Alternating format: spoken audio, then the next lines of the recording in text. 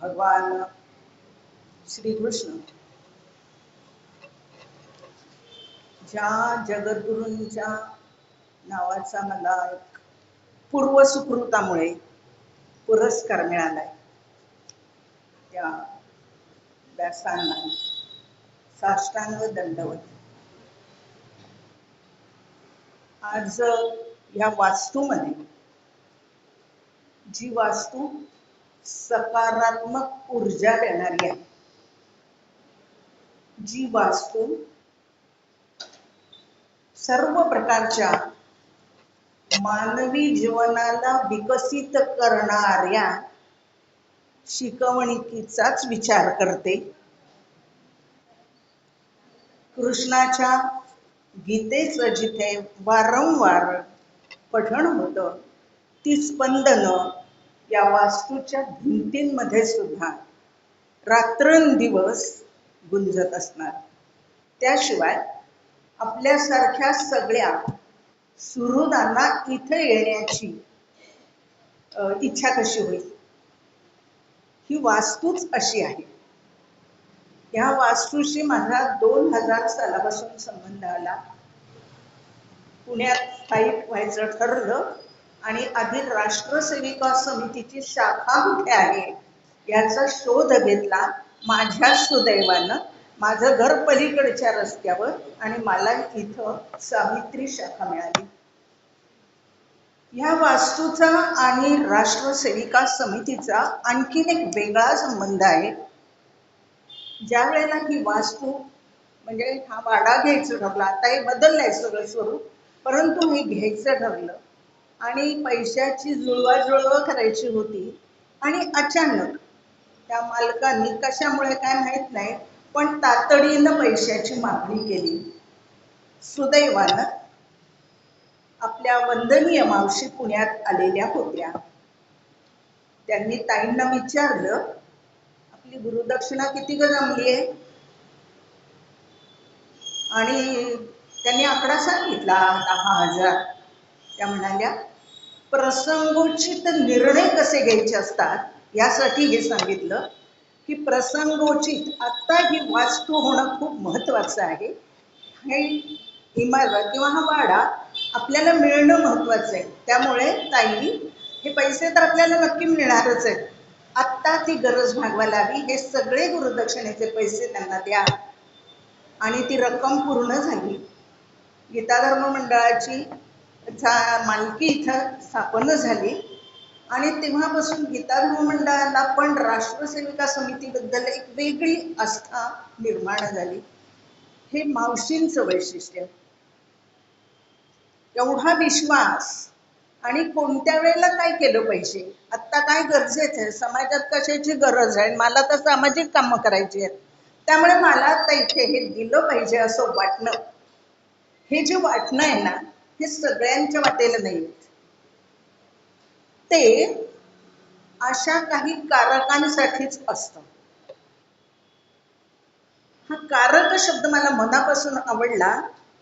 अमृत सरितामध्ये मी ते ऐकला आणि तेव्हापासून माझ्या डोक्यात ते आहे, चक्र फिरत आहे.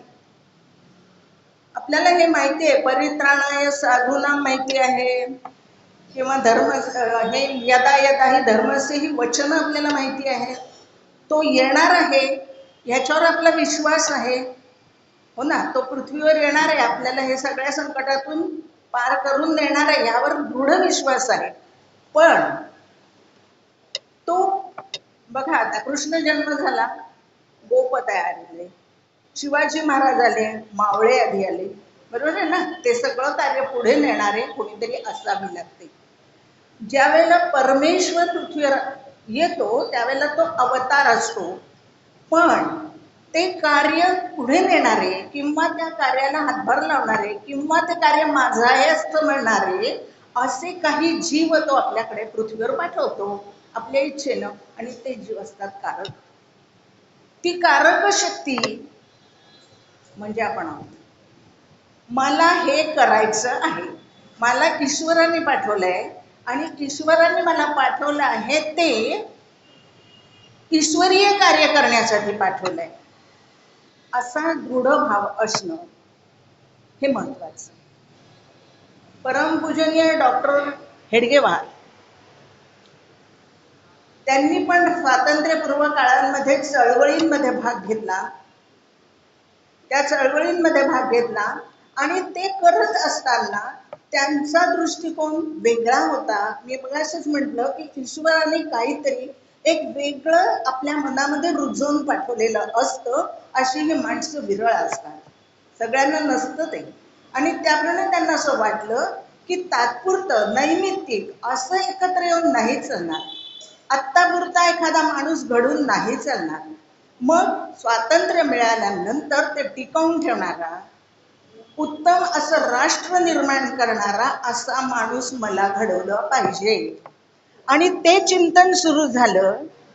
आणि असा माणूस घडवण्यासाठी त्यांनी एक कार्यपद्धती आखली, ज्याला आपण संघशाखा असं नाव दिलं. आणि 1925 साली राष्ट्रीय स्वयंसेवक संघाची स्थापना झाली. आता तिथं आपली मुलं जात आहेत, हे सुद्धा बघा कसं आहे. कारक म्हणजे काय हे लक्षात येईल आपल्या, की आपली मुलं ज्या ठिकाणी जात आहेत ती काय करतायत. मग ते शिक्षण मला घेता येईल का? कारण मावशी पण एक कारक शक्ती घेऊन आलेल्या, अशा पृथ्वीवरती आलेल्या एक व्यक्तिमत्व आहे. आणि त्यामुळे त्यांना असं वाटलं की स्त्री तर राष्ट्राची आधार शक्ती आहे. म्हणजे राष्ट्रामध्ये अर्धी संख्या स्त्रियांची आहे. मग फक्त पुरुषच बलवान आणि संघटित होऊन चालतील का? नाही चालणार. मग मलाही काहीतरी केलं पाहिजे, आम्ही स्त्रियांनीही काहीतरी केलं पाहिजे. मला माझी मुलं घडवली पाहिजे, हे महत्वाचं. मातृत्व हे त्यांच्या अगदी पूर्ण विचारामध्ये भिनलेलं होतं. आणि त्यामुळे मला माझी मुलं घडवली पाहिजे. आई म्हणून मी या राष्ट्रासाठी सुजाण नागरिकच घडवीन, सुजाण नागरिक घडवीन. त्यासाठी मला काही थोडेफार कष्ट करावे लागतील, मला काही विशिष्ट बंधन घालून घ्यावी लागतील, पण ते मी करीन. जे निर्मिले ते रक्षिले. मी माझी मुलं निर्माण केली आहेत. आता त्या मुलांचं रक्षण करणं आणि त्यांना उत्तम नागरिक म्हणून, या राष्ट्राच्या हिताचा विचार करणारा म्हणून घडवणं ही माझी जबाबदारी. हा विचार राष्ट्रसेविका समिती हे नाव देताना, म्हणजे देण्यापूर्वीच त्यांनी केला. डॉक्टरांशी अनेक वेळा त्यांनी त्याच्यासाठी विचार विनिमय केला. आणि डॉक्टरांनी असं म्हटलं की तुम्ही करू शकता, पण तुम्ही तुमची स्वतंत्र संघटना स्थापन करा. या दोन्ही एकत्र कधीही येणार नाहीत. राष्ट्रासाठीच काम करायचं आहे, तुम्ही तेच करणार आहात. कारण आपल्या दोघांचंही ध्येय एकच आहे, तेजस्वी हिंदू राष्ट्राचं निर्माण, पुनर्निर्माण. तेजस्वी हिंदू राष्ट्राचं पुनर्निर्माण. पुनर्निर्माण याचा अर्थ तर मुळात आहेच, मध्ये विस्मृत झालं आहे, ते मला आता पुन्हा घडवायचं आहे. आणि कसं आहे? तेजस्वी. माझे विचार तेजस्वी असणं गरजेचं आहे. काय? हातामध्ये शस्त्र घेण्याची गरज नाही. वैचारिक ही मूल्य मला जपली पाहिजेत. ही मूल्य माझ्या मुलांपर्यंत पोहोचवली पाहिजेत. नव्हे माझ्याच नाही तर माझ्या अवतीभोवती असलेली सुद्धा माझी मुलं आहे असं समजून मला केलं पाहिजे. हे विशाल मातृत्व आपण म्हणूया. फक्त शिवाजीवर जिजाऊंनी प्रेम नाही केलं. प्रत्येक मावळा तिचा मुलगा होता, प्रत्येक मावळा तिचा मुलगा होता. तानाजी हक्कानी म्हणत होता मला भाकरी करून दे, हो ना? तर असं मातृत्व हे गरजेचं आहे. ते राष्ट्रसेविका समिती ह्या नावाने 1936 साली वंदनीय मावशींच्या विचारातून, त्यांना मिळालेल्या ईश्वरी देणगीतून त्यांनी स्थापित केलं. आणि मग तुमच्या आमच्यासारखे काही हात त्यांना मिळत गेले आणि ही कारक शक्ती वाढत गेली. 90 वर्ष झाली आता आपल्याला राष्ट्रसेविका समितीला. काय करतो आम्ही समितीत जाऊन? 1 तासाची शाखा आहे. 1 तासात काय घडणार आहे? 1 तासात सगळं घडतं. आम्ही काय करतो? काहीच करत नाही, सगळं आम्हीच करतो. आम्ही काहीच करत नाही, पण सगळं आम्हीच करतो. कारण आम्ही ही निष्ठा मुलींच्या मनामध्ये रुजवतोय, मुलांच्या मनामध्ये रुजवतोय, आणि त्यामुळे राष्ट्रहितैषी असाच विचार माझी मुलं करतील, ही लढाई आम्हाला लढायची आहे. बरोबर आहे. आता बघा, वेगवेगळ्या भूमिका आपल्या वाटेला आलेल्या असतात. आई म्हणून माझी भूमिका काय? माझं चांगलं मूल निर्माण करणं. चांगलं म्हणजे फक्त दिसायला चांगलं नव्हे, गुणवान, गुणवंत, जो फक्त राष्ट्राच्या हिताचाच विचार करतो, जो काम करताना प्रामाणिकपणे काम करतो. आता काही लढायला जायचं नाही ना, किल्ले घ्यायचे नाहीये, पण माझा मुलगा जर कार्यालयामध्ये काम करतो आहे, एखाद्या कंपनीमध्ये काम करतोय, तर मला त्या मुलाला हे सांगावं लागेल की बाळा, तुला जे प्रोजेक्ट दिलंय ते प्रोजेक्ट पूर्ण होईपर्यंत वैयक्तिक अशा तुझ्या गोष्टी बाजूला ठेव. ते प्रोजेक्ट वेळेत पूर्ण कर, उत्तम रीतीने पूर्ण कर, आणि तुझ्या कंपनीचा विकास कसा होईल हे बघ. सोपं आहे की नाही? हे मुलांना सोपं आहे की नाही? तुला ते काम करायचं. म्हणजे तो किल्लाच रोज लढायचंच आहे तिथे. वेगवेगळी आव्हानं आहेत मुलांसमोर, आहेत ना, मान्यच आहे. आमच्या वेळेपेक्षा त्यांची आव्हानं बदलली आहेत, आम्हाला नव्हती असं नाही, पण आता ती बदलली आहे.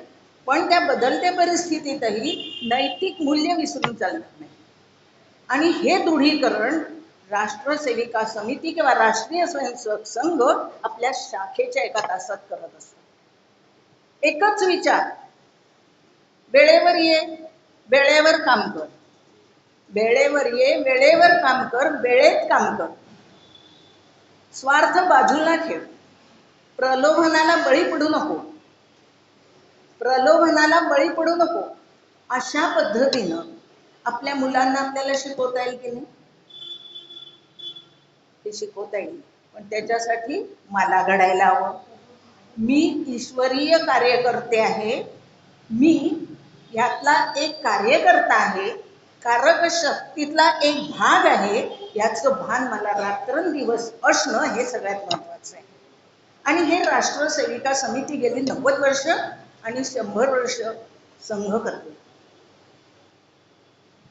एक भाऊराव पाटलांचं एक विधान, तुम्हाला लवकर नफा हवा असेल किंवा काही काळासाठी हवा असेल, 1 वर्षभरासाठी, तर शेती करा. 10 वर्षाचा नंतर मिळणारा नफा हवा असेल तर फळझाडं लावा. पण राष्ट्रासाठी काही करायचं असेल आणि हे राष्ट्र उन्नत व्हावं आणि त्याचे दीर्घकाळ परिणाम मिळावे म्हणून काही करायचं असेल तर 100 वर्ष माणसं घडवा. बघा किती सोपं आहे. 1 वर्षासाठी शेती, 1 वर्षात धान्य संपलं पुन्हा, है ना. पण 100 वर्ष मला हे काम करायचंय, ही निष्ठा, त्या कार्यावरची निष्ठा, ते कार्य मला सतत करायचं आहे, हे रात्रंदिवस ध्यास, हे सगळ्यात महत्वाचं आहे. आणि ते सगळेजण अवलंबितात, हो ना. आणि जे चांगलं आहे तेच घडलं पाहिजे, उत्तम पद्धतीने घडलं पाहिजे, उत्तमाचा आग्रह आहे. आता सरांनी सांगितलं ना की 4 गोष्टी त्यांनी आता सांगितल्या, 4 खांबावर त्यांनी त्याच्यावरती एक पुस्तक काढलंय. आत्ताच सांगितलं की जे जे उत्तम आहे ते घडावं. मी उत्तम असलं पाहिजे. मला काय पारितोषिक रोज पाहिजे तसं काही नाही, पण मी माझं काम निष्ठेने करायला पाहिजे. मला जे दायित्व दिलं आहे, मी शिक्षिका असेल तर माझे विद्यार्थी उत्तम नागरिक बनतील, उत्तम नागरिक बनतील, प्रामाणिक बनतील आणि वक्तशीर असतील, शिस्त पाळतील, असेच असले पाहिजे. चपला रांगेतच काढायच्या तर ते कठीण नाही, नेहमीचं उदाहरण आहे, पण इतकं कठीण, इतकं सोपं आहे तरी सुद्धा त्यांच्या अंगणी पडत नाहीये. होतं ना असं व्यवस्थितपणा, जागच्या जागी वस्तू ठेवणं, हा जो संस्कार आहे ना, खूपच दीर्घकाळ टिकणारा आणि प्रत्येक ठिकाणी उपयोगी पडणार आहे. माझं आजची फाईल आहे, मला इतकं काम दिलंय, हे मला करायचंय, म्हणजे मग इकडची फाईल वाढत नाही, कामं राहिलेली. इतकं सोपं आहे हे, माझ्या मनाला मला शिकवायचंय. आणि हे शिकवण्याचं काम राष्ट्रसेविका समितीच्या एका तासात मिळतं. वेळेवर यायचंय हो ना. आता आधुनिक तंत्रज्ञानाचा वापर आम्ही पण करतोय, सगळेजण करतोय. ऑनलाईन मीटिंग आमच्या पण आहेत, ऑनलाईन व्याख्यानं आमची पण आहेत ना. आणि ते सोपं आहे. बदलत्या परिस्थितीमध्ये जे सुकर आहे ते करूया, त्याच्यामुळे जास्ती काम होते. एका वेळेला अनेकांना निरोप कळतात, बरोबर. अगदी खरंच चांगली गोष्ट आहे. उत्तम ते घ्यावं, उत्तम ते घ्यावं आणि त्याप्रमाणे आपण ते घेतलंय. त्याचा दुरुपयोग होणार नाही किंवा अतिरेक होणार नाही याकडे मात्र पूर्णपणे अधिकाऱ्यांचा आणि आपला स्वतःचा कटाक्ष असला पाहिजे. वापरायचंच आहे, आधुनिक वापरायला, आधुनिक साधनांना अजिबात विरोध नाही. मला एक प्रल्हादजी अभ्यंकरांचं एक वाक्य ऐकलेलं आठवलं. वेगवेगळी यंत्र निघत होती ना, आता तर काय सारखी रोजच वेगळी येतात, पण तेव्हा आम्हाला मिक्सर वगैरे सुद्धा नवीन वाटायचं बरं का त्या काळामध्ये. तर एकदा प्रल्हादजींना विचारलं होतं कोणीतरी, म्हणजे असे खोचक प्रश्न विचारणारेही खूप असतात, आणि त्यांनी असं विचारलं होतं की का मग तुमचा आता हे मिक्सरला विरोध असेल, असं त्यांना विचारलं. त्यांनी उत्तर दिलेलं महत्वाचं आहे, ते लक्षात ठेवण्यासारखं आहे. त्यांनी उत्तर असं दिलं होतं, काही कारण नाही मिक्सरला विरोध असण्याचं, यंत्राला विरोध नाही आहे, पण यंत्र जर माझ्या बायकोची जागा घेणार असेल आणि बायकोचं महत्व कमी होणार असेल तर मला यंत्र नको, हे महत्वाचं आहे. यंत्र जरूर वापरावी, जी जी सुविधा आहे ती नक्की वापरावी, पण ते वापरताना मी काय डावलतोय इकडे लक्ष दिलं पाहिजे. कामं लवकर होत आहेत, चांगली गोष्ट आहे, माझी शक्ती वाचते, चांगली गोष्ट आहे. ती शक्ती मला राष्ट्राच्या उपयोगात आणता येते का याचा विचार केला पाहिजे की नाही.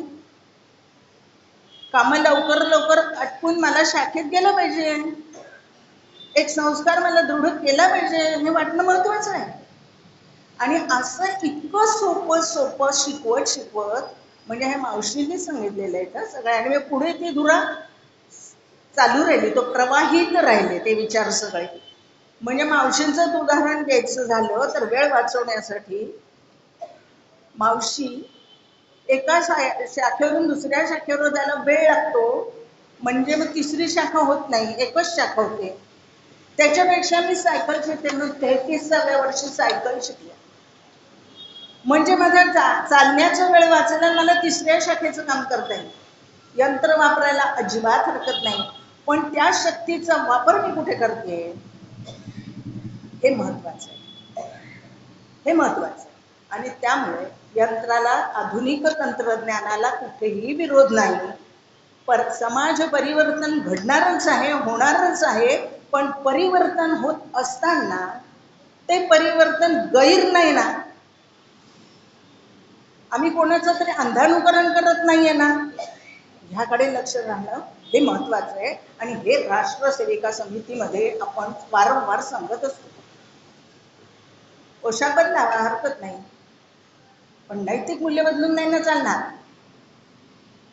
नाही चालणार, बदलावं, पण ते बदलताना भान असणं, विवेक आणि विचार जागा असणं हे सगळ्यात महत्वाचं आहे. आणि हाच विचार फक्त आपण राष्ट्रसेविका समितीमध्ये पुन्हा पुन्हा देत असतो. विचार करा, विचारमंथन करा, डोक्याचा वापर करा, मनगटात शक्ती आणा, हो ना.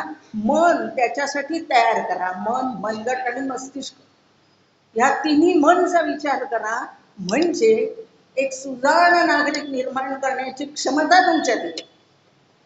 कारण मातृशक्ती ही सगळ्यात मोठी शक्ती आहे, मातृशक्ती ही सर्वात मोठी शक्ती आहे, हो ना. आई पण निभावणं सोपं नाही, आई पण निभावणं सोपं नाही, आणि इतरांना सुद्धा आपलं मानणं सोपं नाही.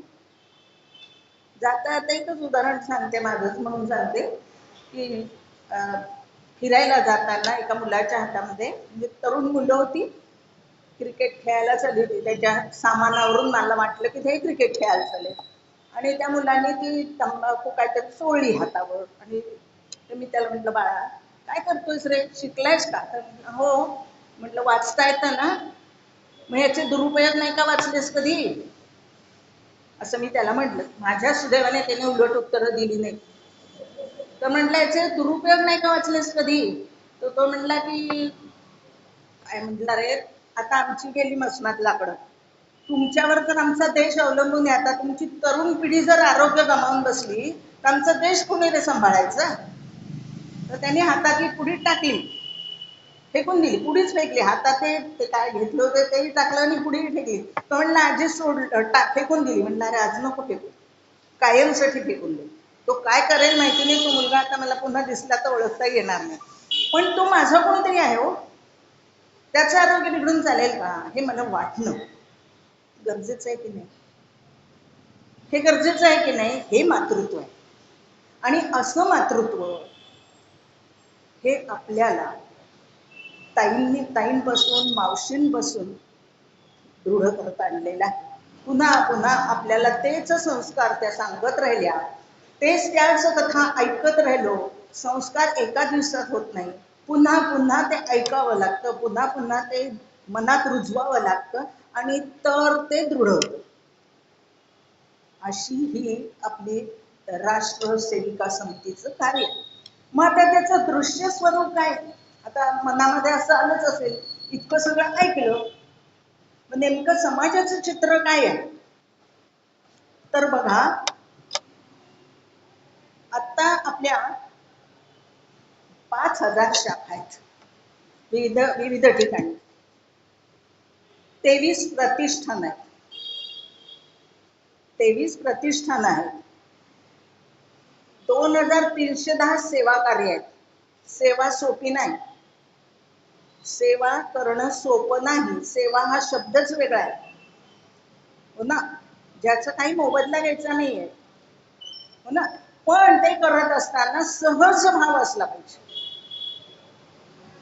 ते करत असताना सहज, मी तिला मदत केली, मी तिला मदत केली असं 4 वेळा सांगितलं की सेवा नाही होत. पैसे नाहीच ना मी घेतलेले, पण मी 4 वेळा सांगते याचा अर्थ मी केलं आहे, हे माझ्या कुठेतरी डोक्यामध्ये गेलं आहे. आणि त्यामुळे मी म्हणते मी तिला मदत केली, मी तिला मदत केली. मग ती सेवा नाही. कुठेही उच्चार न होता सहज भावानं केलं जातं, ती सेवा असते. आणि अशी सेवा कार्य 2,310 हे आहेत. असं म्हणतात की 2 बायका एकत्र राहिल्या की म्हणतातच म्हणून, पण हे एवढं मोठं काम उभं राहिलंय ते ईश्वरीय कार्य म्हणून. आणि तुम्ही आम्ही कारक ते करतो आहोत म्हणून, म्हणजे अहंकार नाही. हे मी करायलाच पाहिजे आणि याच्यापेक्षा जास्ती संख्येने करायला पाहिजे असो. तर ह्यापैकी काही आरोग्यासाठी काम करणारी 219 आहेत, स्वावलंबन म्हणून काम करणारी 176 आहेत, धार्मिक काम करणारी 1,110 आहेत, ही सेवा कार्य सुद्धा. नंतर शिक्षणासाठी 433 आहेत. छात्रावास आपण काढलेत मुलींसाठी, 23 छात्रावास आहेत. कशासाठी? दुर्गम भागामधल्या मुलींना शिक्षण देण्यासाठी, त्या मुलींना सुरक्षित ठेवण्यासाठी, त्यांना सुरक्षेचं शिक्षण देण्यासाठी आणि ह्या राष्ट्राचा तुम्ही घटक आहात हे त्यांच्या मनावर बिंबवण्यासाठी अशी नागालँड वगैरे सारख्या ठिकाणाहून, अशी विविध भागातून 23 छात्रावास आहेत. हाफलॉंगला आहेत, नागालँडला इथे मणिपूर आहे, आपल्या इथे सुद्धा मिझोरमच्या आहे त्या व्हाईट हाऊस जवळ. तर आपल्या इथे सुद्धा आहे. या वेगळ्या वेगळ्या भागातून मुला मुली आणायच्या, त्यांना संस्कार द्यायचे. आणि मुख्य म्हणजे हा संस्कार द्यायचा की तुम्हाला हे काम तुमच्या भागात जाऊन करायचं आहे. तुम्हाला त्याच्यासाठी संस्कारित केलंय की तुम्ही तुमच्या भागाचा जाऊन विकास करायचा आहे. माझा झाला की संपलं असं नाही. माझ्याबरोबर माझ्या माझ्या देशाचा, माझ्या भागाचा, माझ्या माणसांचा मला विकास करायचा. हा दृढ भाव त्यांच्या मनामध्ये दिलेला असतो. त्यांना विविध संस्कार दिले जातात आणि छात्रावासामध्ये अशा मुली काम करतात. आणि तिथे जाऊन तुमच्या आमच्यासारख्या ज्यांना आता सांसारिक काही फारशा जबाबदाऱ्या नाहीत किंवा आवड आहे, त्या आपणहून सांगतात की तिथे जाऊन आम्ही काम करू, तिथे जाऊन आम्ही काम करू. आपल्या काही तिथे सुख नसतं फारसं. आता हाफलॉंग सारख्या ठिकाणी आहे किंवा मिझोरम मध्ये जाऊन पहा की तिथे काही सुखाने सगळं मिळत नसतं. आपला जीव धोक्यात घालणं, आपला जीव अडचणीत घालणं, हे सोपं नाही. आणि असं जे करतात ना, विना मोबदला, ती सेवा असते. ती सेवा असते. आणि अशी सेवा कार्य आपल्याकडे समितीची सुद्धा अशी अनेक चालू आहेत दुर्गम भागातल्या मुलींसाठी. मला आठवतंय आमच्या धुळ्याला जेव्हा कन्या छात्रालय होतं त्यावेळेला आमचा असा आग्रह होता, म्हणजे खूप 25-30 वर्ष 40 वर्षापूर्वीची गोष्ट आहे. आमचा आग्रह असा होता की खेड्यांवरती अजून टीव्ही आलेले नाही. आणि इथे जर मुलींना टीव्हीची सवय लागली तर त्या म्हणते की नाही आता आम्हाला तिकडे जायचं, आमच्याकडे त्या सोयी नाही असं होता का म्हणजे. मग त्यांना त्यांच्याकडे ज्या सुविधा आहेत ना त्यांना मिळायला पाहिजे, त्याबद्दल वादच नाही आहे. सगळ्या सुविधा त्यांना मिळायला पाहिजे. म्हणजे मोहनजी म्हणतात तसं की तुम्ही खेड्याचं शहरीकरण करा की लोक खेड्याकडून शहरात येणं थांबे. ज्या गोष्टी शहरात मिळतात त्या तुम्ही खेड्यात द्या, म्हणजे ते खेड्यातले लोक जे आकर्षणाने शहरात येतात ना आणि शहरातल्या लोकसंख्येवरती ताण येतो. परिणाम किती विचार करतात बघा लोक. म्हणजे ही वेगळीच शक्ती आहे. हे देव नाही म्हणणार आपण त्यांना, पण अंशावतार आहे. त्यांचा अंश घेऊन आलेले आहेत. आणि असे हे नेते, असं हे नेतृत्व आपल्याला लाभलं आणि त्यामुळे आज आपण आहोत. खूप आव्हानं आहेत आपल्यासमोर, खूप आहे. या सगळ्या आव्हानांना तोंड देणं इतकं सोपं नाही. पण प्रत्येकाने जर ठरवलं की माझं कुटुंब मी असं बलदंड करीन, एकत्र ठेवीन की कुठल्याही प्रलोभनाला माझं घर बळी पडणार नाही, हे जर प्रत्येकाने ठरवलं तर रामराज्य यायला फार वेळ नाही लागणार. ते वेगळं आहे का? रामराज्य म्हणजे काय? जे उत्तम पद्धतीचं आहे ते, जे जे उत्तम आहे, संस्कारित आहे, माणूस म्हणून जगायला जे आहे ते. वशिष्ठांची कामधेनू तीच होती. आपापलं काम प्रत्येक जण प्रामाणिकपणे करत होता. याच्या कामात तो ढवळाढवळ करत नव्हता आणि ह्याचं काम त्याला तो सांगत नव्हता. आपलं काम आपण, ही त्याची कामधेनू होती त्यांची. हे आपल्याला माहिती आहे सगळं. तर ते काम, तो संस्कार हे राष्ट्रसेविका समितीमध्ये केला जातो. मला आज सरांनी असं म्हटलं होतं की तुम्ही जे काम करता ते थोडक्यात इथे सांगा. तुम्ही जे काम करता ते थोडक्यात इथे सांगा. तर कृष्णाचा विचार सगळ्यांना एकत्र घेऊन जाणं. आपण वेगळं तरी काय करतोय? कालियाच्या डोक्यावरती कृष्ण नाचला म्हणजे वैचारिक जे काही विष तो समाजामध्ये पसरवत होता ते बरोबर ओळखून ते विषच बाजूला केलं. त्याला सांगितलं इथे यायचं नाही, हो की नाही? तर त्या कृष्णाची शिकवण, आणि म्हणून त्याला आपण राष्ट्रपुरुष म्हणतो. रामाला आपण राष्ट्रपुरुष म्हणतो, हो ना. परकीय आक्रमण झाली, आपली संस्कृती टिकून राहिली. आता दुर्दैवानं त्याच्यावरती जी आक्रमण होत आहेत ती परतवून लावणं हे तुमचं आणि माझं काम आहे.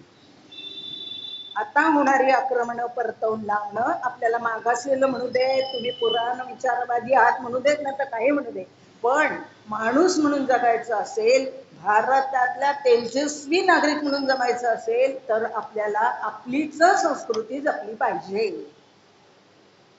सहिष्णू आहोत आम्ही, हो ना. आम्ही सहिष्णू आहोत म्हणजे काही खपवून घेतो असं नाही. जर माझ्यावर कोणी उगीच हात उभारत असेल तर त्याचा हात धरण्याची शक्ती माझ्यात आहे. प्रतिकार करायलाच पाहिजे, हो ना. प्रतिकार करायलाच पाहिजे. पण संस्कृती आपली आपण जपली पाहिजे. त्याच्यासाठी बदल करा. पण शुक्रवारची सवाष्ण रविवारी घालू नका, ती शुक्रवारची शुक्रवारीच घाला. श्रावणातल्या मंगळागौरी श्रावणातच करा, त्या कुठल्या तरी पौष महिन्यात नका करू. बदल हे नाही आहेत अपेक्षित. आम्ही सुधारलो म्हणजे काय झालं, हे बदल अपेक्षित नाही. थोडीशी आपल्याला बंधनं घालून घ्यावी लागतील, पण त्या त्या गोष्टी त्याच वेळेला झाल्या पाहिजेत, हे लक्षात घ्या. पुरण आदल्या दिवशी करून ठेवा फार तर, सकाळी घाई होते म्हणून ऑफिसला जायच्या आधी. पण त्याच्यासाठी झोप कमी करावी लागेल, संध्याकाळची एक सिरियल घालवायला लागेल, म्हणजे करावं लागेल.